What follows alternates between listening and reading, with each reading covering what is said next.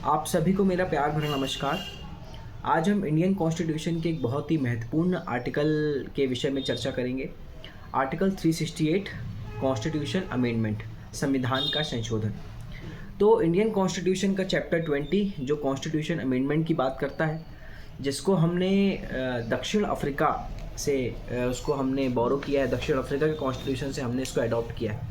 आखिर संविधान संशोधन क्या होता है, संविधान में किस तरह से संशोधन होता है, किन चरणों में होता है, संसद किन किन परिस्थितियों में संविधान में संशोधन कर सकती है, इस विषय को जो है आज हम संक्षिप्त में जानने का प्रयास करेंगे।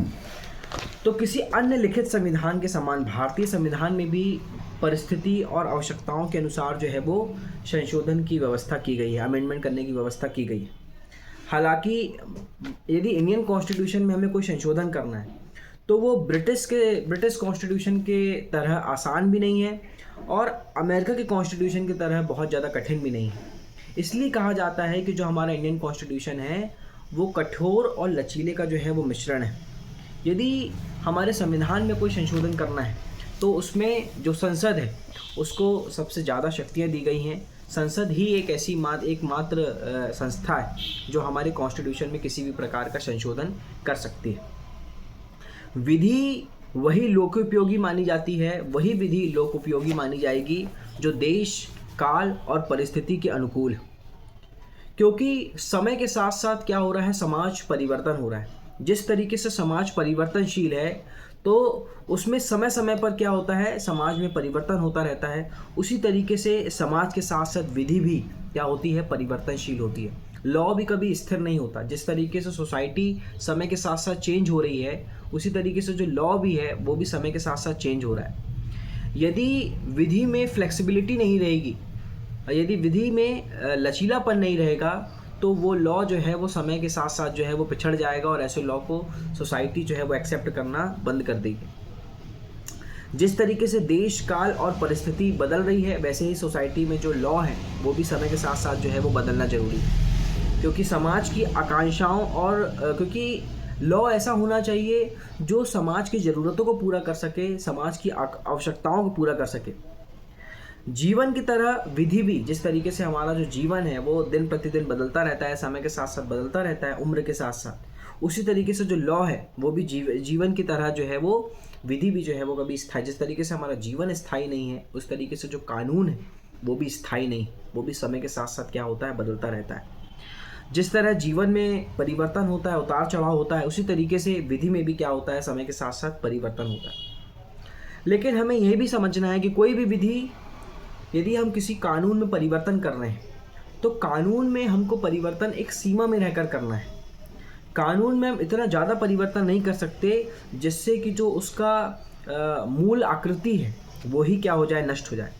विधि समाज में अपनी प्रतिष्ठा खो बैठेगी यदि उसमें ज़रूरत से ज़्यादा परिवर्तन कर दिया जाएगा। इसलिए हमें किस सीमा तक रह के कानून में परिवर्तन करना है। क्योंकि देखिए क्या है कि जो संघात्मक संविधान होता है, जिस देश में भी फेडरल सिस्टम को जो है वो फॉलो किया जाता है, वहाँ का जो कॉन्स्टिट्यूशन होता है वो ज़्यादा फ्लेक्सिबल नहीं होता। यदि आप उदाहरण स्वरूप देखेंगे तो अमेरिका, ऑस्ट्रेलिया, कनाडा, स्विट्ज़रलैंड सभी जगह जो है वो फेडरल सिस्टम को जो है वो अडॉप्ट किया गया है। तो वहाँ पर संविधान संशोधन की प्रक्रिया जो है वो आसान नहीं है। इसलिए हमारे देश में जो है वो कॉन्स्टिट्यूशन के कुछ प्रावधान ऐसे हैं जिसमें संशोधन करना आसान है और कुछ प्रावधान ऐसे हैं जिसमें संशोधन करना ज़रूरत से ज़्यादा कठिन है।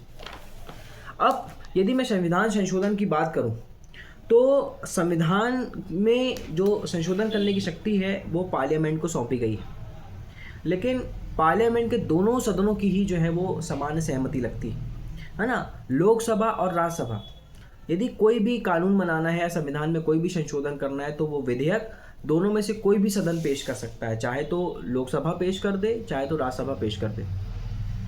दोनों सदनों की सेपरेट मेजॉरिटी लगती है।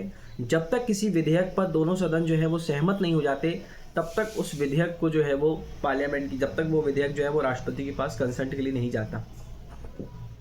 यदि किसी विधेयक पर दोनों सदनों में असहमति उत्पन्न हो जाती है, लोकसभा कुछ और कहे, राज्यसभा कुछ और कहे, तो राष्ट्रपति के पास ही पावर होता है कि वो सेक्शन 108 के अंतर्गत क्या कर सकते हैं, ज्वाइंट सिटिंग जो है वो उनकी संयुक्त बैठक जो है वो करवा सकते हैं।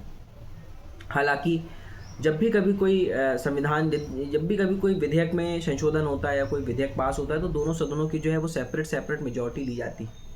जब दोनों सदन आपस में सहमत हो जाते हैं तो फिर वो विधेयक क्या होता है, राष्ट्रपति के पास परमिशन के लिए भेजा जाता है, और जैसे ही राष्ट्रपति उस पर अपनी परमिशन दे देते हैं उस बिल पर, उस विधेयक पर, तो वो विधेयक क्या होता है, एक कानून का रूप धारण कर लेता है।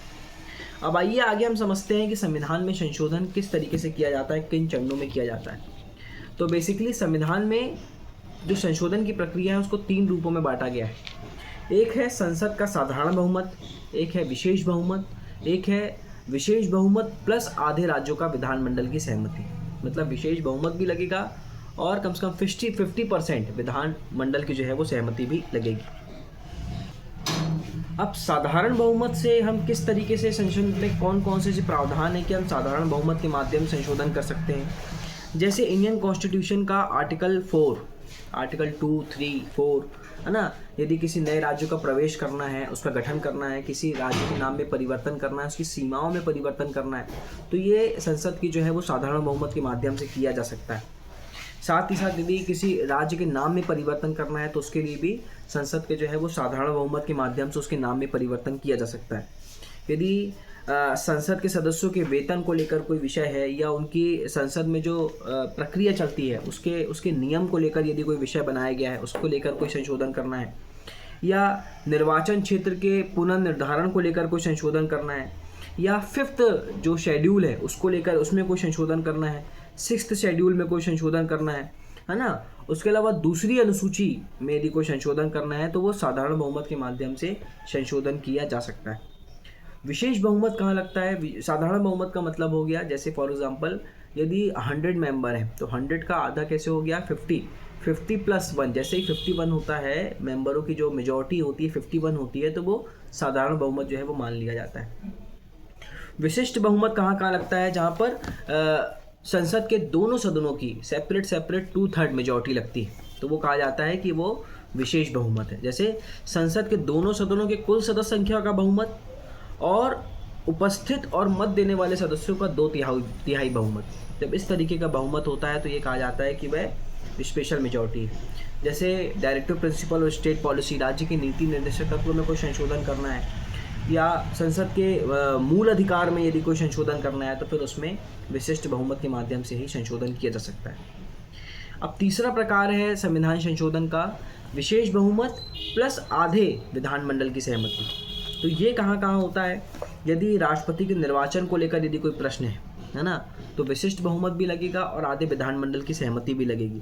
संघ की कार्यपालिका शक्ति को लेकर कोई विषय है, राज्य की कार्यपालिका शक्ति को लेकर कोई विषय है, यूनियन और स्टेट की एग्जीक्यूटिव पावर को लेकर, संघ की न्यायपालिका या राज्य के न्यायालय को लेकर कोई विषय है, संसद में राज्य के प्रतिनिधियों को लेकर कोई विषय है, या 7th शेड्यूल में कोई संशोधन करना है, या संविधान में संशोधन की प्रक्रिया है, तो फिर इतनी सहमति लगती है। मतलब विशेष बहुमत भी लगेगा और आधे विधानमंडल की सहमति भी लगेगी, तभी जो है वो उसमें संशोधन किया जा सकता है। तो ये 3 तरीके का मतलब संविधान में 3 तरह से संशोधन कर सकते हैं: साधारण बहुमत, विशेष बहुमत, विशिष्ट बहुमत प्लस आधे विधानमंडल की सहमति। अब संविधान में क्या है कि हम आसानी से संशोधन कर सकते हैं। कुछ प्रावधान ऐसे होते हैं इसमें आसानी से कर सकते हैं, कुछ में नहीं कर सकते। लेकिन जब भी मूल अधिकार में संशोधन की बात आती तो वो हमेशा जो है वो विवाद खड़ा हो जाता है। मूल अधिकार में संशोधन को लेकर जैसे ही कोई प्रश्न उत्पन्न होता है तो उसमें जो है वो विवाद खड़ा हो जाता है। ये विवाद शंकरी प्रसाद से स्टार्ट हुआ और केशवानंद भारती में जाकर ख़त्म हुआ, है ना। समूल अधिकार में संशोधन को लेकर सबसे पहला जो मामला था वो शंकरी प्रसाद वर्सेस यूनियन ऑफ इंडिया 1951 का मामला था। इस मामले में हुआ क्या कि जो फर्स्ट कॉन्स्टिट्यूशन अमेंडमेंट हुआ 1951, उसकी विधिमान्यता को चुनौती दी गई। प्रथम जो संविधान संशोधन हुआ 1951 का, उसकी विधिमान्यता को चुनौती दी गई। चुनौती का आधार ये था कि ये जो संशोधन है, फर्स्ट कॉन्स्टिट्यूशन अमेंडमेंट जो है 1951 का, ये हमारे मूल अधिकार का इंक्रोचमेंट कर रहा है, मूल अधिकार का अतिक्रमण कर रहा है। क्योंकि इंडियन कॉन्स्टिट्यूशन का आर्टिकल 13 सब क्लॉज 2, जिसमें ये कहा गया है कि राज्य द्वारा ऐसी कोई भी विधि नहीं बनाई जा सकती जो हमारे भाग 3 द्वारा वर्णित मूल अधिकार को कम करती है या छीनती है, इसको न्यून करती है। यदि ऐसा कोई भी लॉ बनाया जाता है जो हमारे फंडामेंटल राइट को छीनता है या कम करता है, न्यून करता है, तो जिस मात्रा तक उसको ख़त्म करता है उस मात्रा तक उसको जो है वो नल और वॉइड डिक्लेयर कर दिया जाएगा। अब क्या हुआ, अनुच्छेद 368 के अंतर्गत किए जाने वाला संशोधन। अब प्रश्न ये आया कि क्या आर्टिकल 368 के अंतर्गत जो संशोधन किया जा रहा है वह आर्टिकल 13 के अंतर्गत विधि है, मतलब मूल अधिकार का अतिक्रमण करने वाला संशोधन जो है, ऐसा कोई भी संशोधन जो मूल अधिकार का अतिक्रमण करता है वो क्या माना जाएगा, वो असंवैधानिक माना जाएगा। अब इसमें प्रश्न ये आया कि क्या आर्टिकल 368 के अंतर्गत हम संविधान में कोई संशोधन कर रहे हैं, कोई भी अमेंडमेंट कर रहे हैं, तो क्या वो संशोधन भी आर्टिकल 13 के अंतर्गत लॉ है, मतलब विधि। आर्टिकल 13 में विधि शब्द को परिभाषित किया गया है और उसके 8 प्रकार बताए गए हैं कि विधि के अंतर्गत क्या क्या शामिल किया गया है। तो क्या आर्टिकल 368 के अंतर्गत जो हम संशोधन कर रहे हैं तो क्या वो भी आर्टिकल 13 के अंतर्गत विधि शब्द के अंतर्गत शामिल किया गया है? तो सुप्रीम कोर्ट ने इस तर्क को नहीं माना और सुप्रीम कोर्ट ने कहा कि आर्टिकल 368 के अंतर्गत किए जाने वाले जो संशोधन है वो आर्टिकल 13 में प्रयुक्त विधि की परिभाषा में नहीं आते। मतलब आर्टिकल 368 का प्रयोग करते हुए यदि हम कोई अमेंडमेंट कर रहे हैं या कोई नया लॉ ला रहे हैं, कोई नया कानून बना रहे हैं, तो वो आर्टिकल 13 के अंतर्गत जो है वो विधि नहीं माना जाएगा। साथ ही साथ इसमें ये भी कहा गया कि केवल ऐसी विधियों को ही, मतलब केवल वही लॉ, उसी को विधि माना जाएगा जो विधायिका द्वारा जो है वो पारित किया गया है।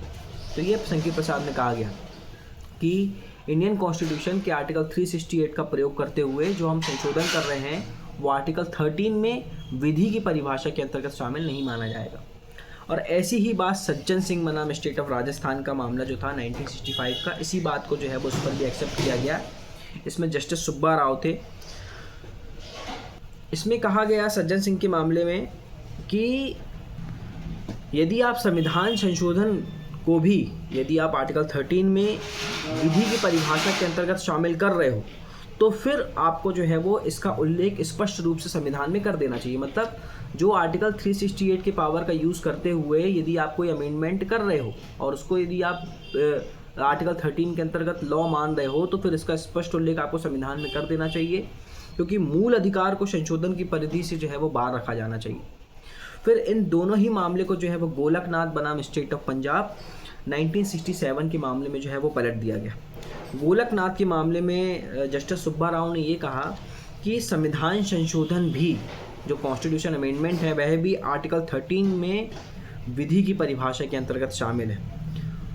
अतः मूल अधिकार को कम करने वाला ऐसा कोई अमेंडमेंट है जो मूल अधिकार को कम कर रहा है, छीन रहा है, तो वो जिस सीमा तक छीन रहा है उस सीमा तक वह शून्य माना जाएगा। साथ ही साथ आर्टिकल 368 में केवल संशोधन की प्रक्रिया का उल्लेख किया गया, ऐसा इस जजमेंट में कहा गया गोलकनाथ के मामले में कि आर्टिकल 368 में केवल संविधान की प्रक्रिया, संशोधन की प्रक्रिया का उल्लेख किया गया है ना, संशोधन की प्रक्रिया, संशोधन की शक्ति का नहीं, संशोधन की प्रक्रिया का उल्लेख किया गया है, संशोधन की शक्ति का नहीं। अब उसके बाद क्या हुआ, हमारे कॉन्स्टिट्यूशन में एक अमेंडमेंट आया, 24 कॉन्स्टिट्यूशन अमेंडमेंट 1971।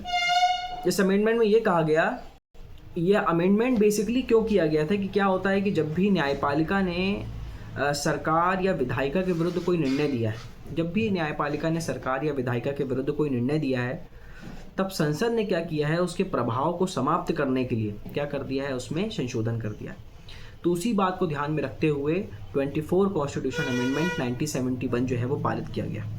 और उसमें ये कहा गया कि आर्टिकल 368 के अंतर्गत पारित कोई भी विधि आर्टिकल 13 सब क्लॉज 2 में प्रयुक्त विधि शब्द के अंतर्गत शामिल नहीं की जाएगी। मतलब आर्टिकल 368 के पावर का यूज़ करते हुए यदि आप कोई भी कानून बना रहे हो तो वो आर्टिकल 13 सब क्लॉज 2 के अंतर्गत विधि शब्द की परिभाषा में शामिल नहीं समझी जाएगी। इसके बाद एक महत्वपूर्ण जजमेंट आया, केशवानंदा भारती बनाम स्टेट ऑफ केरल 1973। ये मामला बेसिकली बेसिक स्ट्रक्चर के नाम से जाना जाता है और इस मामले में ये कहा गया कि संविधान में संशोधन किया जा सकता है, संविधान में संशोधन कर सकते हैं, लेकिन आधारभूत ढांचे में संशोधन नहीं किया जा सकता। इस जजमेंट में कहा गया है कि संशोधन के पास, संसद के पास संशोधन करने की शक्ति है, लेकिन जो पार्लियामेंट है वो एक लिमिटेशन में रहकर संशोधन करेगी। पार्लियामेंट कोई भी ऐसा संशोधन नहीं कर सकती जो हमारे जो बेसिक स्ट्रक्चर है, जो आधारभूत ढांचा है, उसको नष्ट करे। तो इस मामले में सुप्रीम कोर्ट ने स्पष्ट कहा कि संविधान ही जो है वो संसद का जनक है, मतलब संसद का जो जनक है वो संविधान ही है। अतः संसद, संविधान में जो निहित मूल तत्व है उसमें किसी प्रकार का संशोधन नहीं कर सकती। मूल तत्व संविधान की जो प्रस्तावना में जो है वो निहित है। संसद को संशोधन की शक्ति है, लेकिन संसद को सीमित शक्ति है संशोधन की। साथ ही साथ इंडियन कॉन्स्टिट्यूशन के आर्टिकल 368 का जो सब क्लॉज 4 और सब क्लॉज 5 है, जो संसद को वरीयता प्रदान करता है और न्यायालय की शक्ति को समाप्त करता है, उस इन दोनों ही अमेंडमेंट में ये कहा गया था कि जो संसद है वो संविधान में किसी भी सीमा तक संशोधन कर सकती है और ऐसे संशोधन को न्यायालय में चैलेंज भी नहीं किया जा सकता। तो आर्टिकल 368 के सब क्लॉज 4 और सब क्लॉज 5 को Minerva mill versus union of India 1980 के मामले से जो है वो अनकॉन्स्टिट्यूशनल डिसाइड किया गया। तो यदि मैं इस टॉपिक को कंक्लूड करूं तो संविधान में संशोधन किया जा सकता है। संसद ही संविधान की जनक है और संविधान ही संसद का जनक है। लेकिन कहने का मतलब ये है कि जो संसद की जो स्थापना है वो संविधान के अंतर्गत की गई। तो संसद जो है वो संविधान में संशोधन कर सकती है, लेकिन उसकी एक सीमा है। यदि संविधान में किसी भी प्रकार का परिवर्तन किया जाना है तो वो पार्लियामेंट के द्वारा किया जाता है, लेकिन पार्लियामेंट की भी अपनी एक सीमा है। पार्लियामेंट अपनी लिमिटेशन के बाहर जाकर संशोधन नहीं कर सकती, क्योंकि पार्लियामेंट जो है वो कहीं ना कहीं संविधान के अधीन है। इसलिए वो संविधान में ऐसे संशोधन नहीं कर सकती जिससे उसका जो बेसिक स्ट्रक्चर है, जो आधारभूत ढांचा है, वो नष्ट हो। यदि आपको मेरा वीडियो अच्छा लगा हो तो लाइक करें, कमेंट करें। यदि कोई कमी नज़र आती है तो प्लीज़ मुझे कमेंट बॉक्स में बताइए। धन्यवाद।